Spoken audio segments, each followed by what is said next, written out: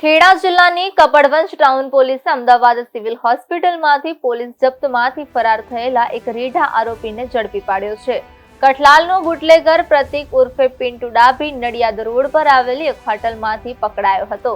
આરોપી પ્રતિક કુમાર ઉર્ફે પિન્ટુ રમણભાઈ ડાભી કઠલાલ પોલીસ સ્ટેશનમાં દારૂના ગંભીર ગુનાઓમાં સંડોવાયેલો છે.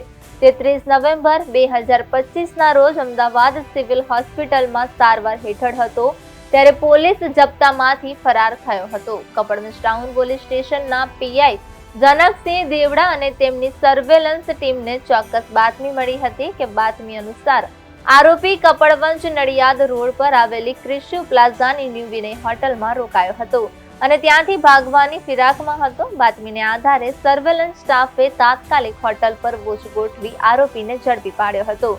પ્રતિક ઉર્ફે પિન્ટુ ડાભી સામે દહેગામ, કઠલાલ, અડાલજ, રાણી, કણભા, ડભોડા અને અમદાવાદ ક્રાઇમ બ્રાન્ચ સહિતના વિવિધ પોલીસ સ્ટેશનોમાં કુલ 21 ગંભીર ગુનાઓ નોંધાયેલા છે. આ ગુનાઓમાં પ્રોહિબિશન, અકસ્માત અને પોલીસ જપ્તામાંથી ફરાર થવા જેવા ગુનાઓનો સમાવેશ થાય છે.